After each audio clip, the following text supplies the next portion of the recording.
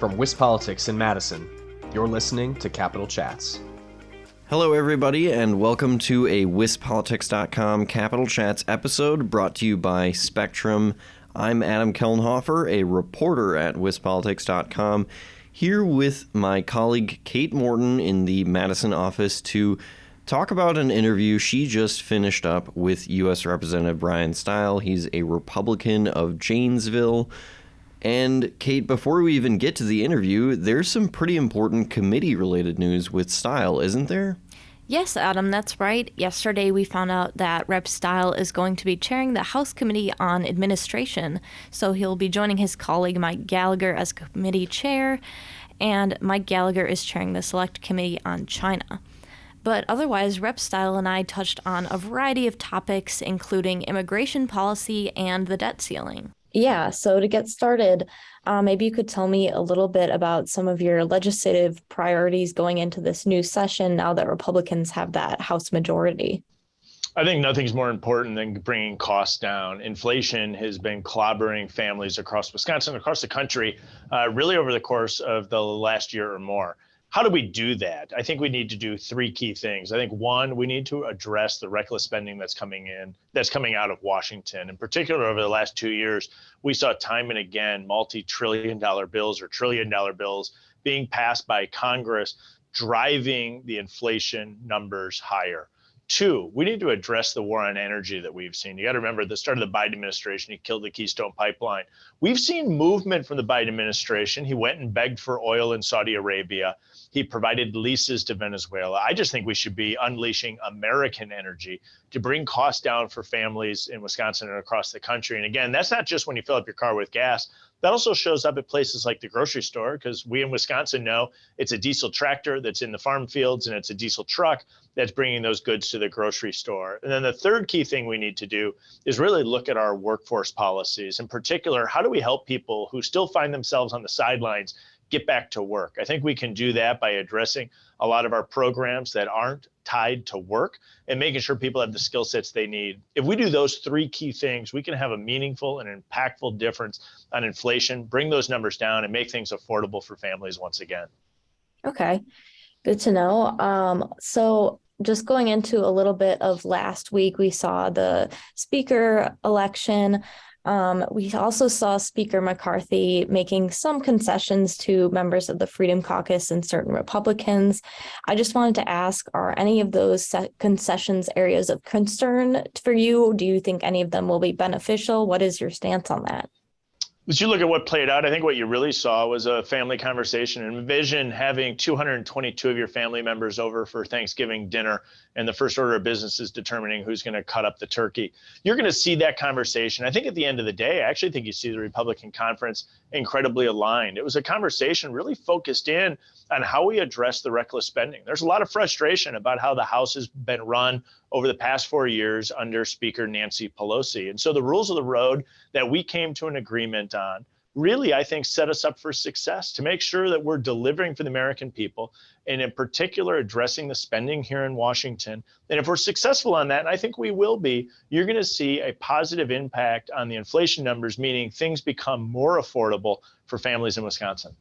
Okay, so getting into some more specifics on that, what is your stance on the motion to vacate the speaker and allowing members to kind of take up votes on that?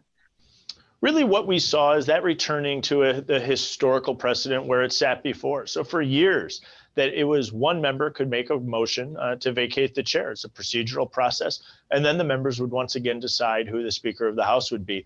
That changed when Nancy Pelosi came to the table. It changed maybe even before that. It just simply returned back to the historical precedent. And so I think what it does is it aligns us culturally to say, what do we need to do to deliver for the American people? I'm not concerned with the ultimate final resolution. I think at the end of the day, it might be to the benefit of the country if we're able to deliver on the promises that we need to for the sake of getting our country back on track.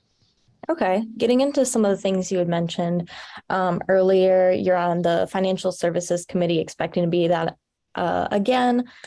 So what are your thoughts on raising the debt ceiling, and how do you see that issue kind of playing out over this new session? Yeah, ultimately, we need to make sure we are good on the American government's debts. And so we're not going to allow a default to occur. The conversation has to be, though, how do we get ourselves back on track so we don't continually come to this situation in the first place? The actual debt ceiling is, think about it, if you thought about it in a family context, it's like you spent too much money on your credit card and now the bill is coming due. Well, you already spent the money, so now you got to come due with your credit card. That's the situation that Congress has been put in from previous Congresses spending way too much money. We're going to have to ultimately pay off this credit card, and that's going to be challenging. But what we need to do is have the adult conversation in Washington about how we're going to prevent ourselves from getting here in the future. That's the adult conversation I think the American people are ready for, to discuss the spending in Washington. And we need to get ourselves on a long-term trajectory to be solvent once again, so future generations aren't burdened with the debt that's been created by previous governments. So I guess going back off of that, what are some of the challenges you might expect to see over the course of that conversation? Well, we could dive into a whole host of policies. We got to put forward pro-economic growth policies so we can grow the economy. That means more tax revenue without raising rates. If you go back before the pandemic, following the Trump-Ryan tax cuts, what we actually saw was significant economic growth, and we saw actual tax revenue increase without raising rates. I'd like to see us return to pro-growth policies once again. I think that's going to be a critical component. The other is we have to address the reckless spending. We've seen in particular the Biden administration run roughshod over laws that have been enacted in Congress. No more case is clearer than the actions by this administration as it relates to student loans. This administration is looking to try to get to a spot where they're going to add $1 trillion of debt to every taxpayer in this country. That's roughly the amount of student debt that's sitting out there. We need to have policies that are pro-growth. We need to have adult conversations about the debt that are being paid, and ultimately make sure taxpayers understand that when money's being spent in Washington, at the end of the day, they're being asked to be on the hook for those. So on another kind of federal money related topic, funding to support Ukraine has been a big issue. Speaker McCarthy has said he doesn't want to provide a blank check. So where do you think Congress should draw the line on that kind of aid? I think what you're really looking for is a government that's accountable. Over the course of the last 2 years under Speaker Nancy Pelosi, we really saw a lack of accountability, not only in Congress, but across the federal government. Going back, I serve on the Financial Services Committee. It oversees the Securities and Exchange Commission. The chairman of that is Chairman Gensler. Chairman Gensler hasn't even come before the House Financial Services Committee in over 2 years. That's a lack of accountability. As it relates to specifically the funding in Ukraine, I think Americans have a right to know exactly how their funds are being spent. And I think what the frustration has been by many is making sure that we understand that when we're using taxpayer dollars, that we're doing that in the best manner possible, protecting taxpayer interests and providing the accountability to the American people. I think there's been a lack of that writ large in Washington, and that frustration has boiled over, and people are ready to change course here in Washington. Okay, so some members have advocated for cutting off Ukraine funding altogether. Is that something that you would support, or do you think it's more of a finding a middle ground on that? No, I think it's making sure that we're supporting the men and women fighting for their freedom in Ukraine. I think the key is that we provide accountability to the American people about how those tax dollars are actually being spent. Okay. Going to more, I guess, domestic policy, President Biden recently visited the U.S.-Mexico border for the first time in his presidency and announced some new policy related to border security. What is your response to that? And what do you think he could be doing more to address that issue?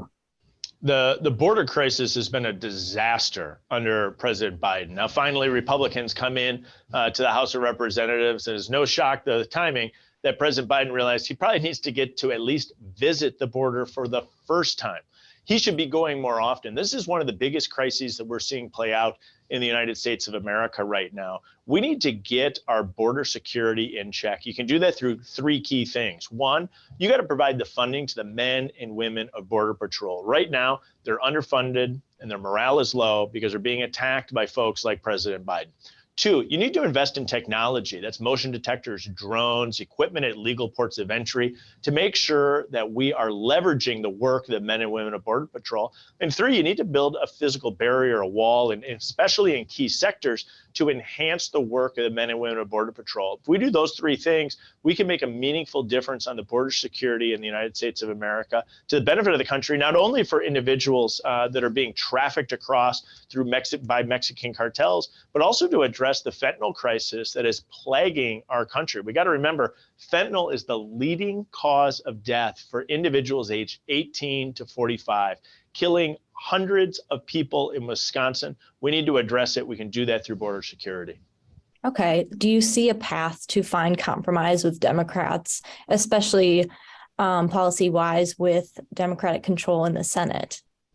I think the American people realize there's a huge problem at the border. I think in particular on this issue, I'd like to see Democrats come to the table and address it head on. I mean, thousands of Americans have died as a result of the fentanyl crisis. This is the time to get serious and say, we're going to protect the American people and we're going to secure the border. I think there's opportunities here in a period of time of divided government where people can come together for the sake of the country.